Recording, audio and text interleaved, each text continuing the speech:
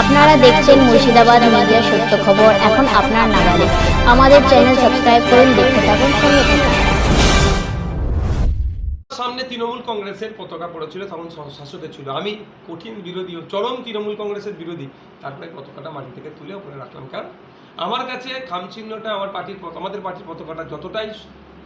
আমাদের ভাঙড়ে অধিকাংশ যারা টোটোওয়ালা সব তারা আপনার লোন নিয়ে এইভাবে করেছে। হঠাৎ করে যদি বন্ধ করে দেওয়া হয়, বিকল্প ব্যবস্থা না করে, তাহলে তারা না লোন কীভাবে চুকাবে, এদিকে ক্ষতিগ্রস্ত হবে। দ্বিতীয় হচ্ছে সে সংসার তাদের চলবে কী করে, এটা এই সিদ্ধান্তকে মানে বিবেচনা করতে হবে।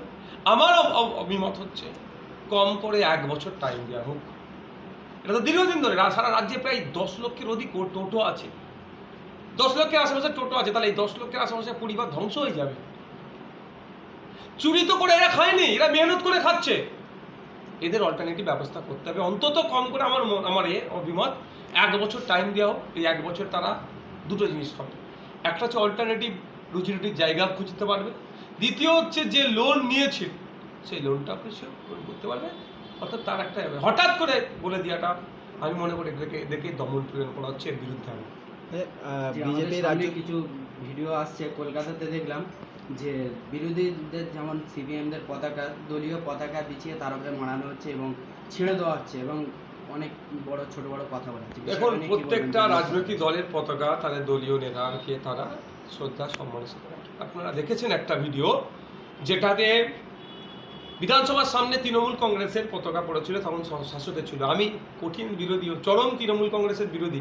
তারপরে পতাকাটা মাটি থেকে তুলে ওপরে রাখলাম, কারণ আমার কাছে খামচিহ্নটা আমাদের পার্টির পতাকাটা যতটাই আবেগের, ঠিক অন্য অন্য দলের পতাকাটা আমার কাছে সেটা সম্মান প্রদর্শন করতে হবে।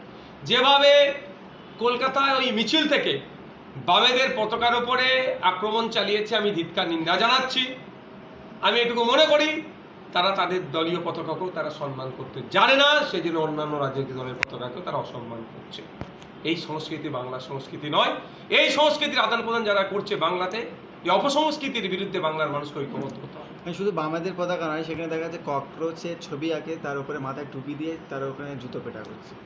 দেখুন, এই টুপির বিষয়টা একটা দেখতে হবে। ওই যে কোন রাজনৈতিক টুপি যেটা নেতারা পড়ে সেটা না, এই টুপি এগুলোকে একটু দেখে নেবে না। সব বিষয়ে এই টুপি সেন্টিমেন্ট নিয়ে যে বক্তব্য, দেখুন কখরোচের হোক বা যেই টুপি হোক, এইটা আমি প্রথম কথা চরম বিরুদ্ধে।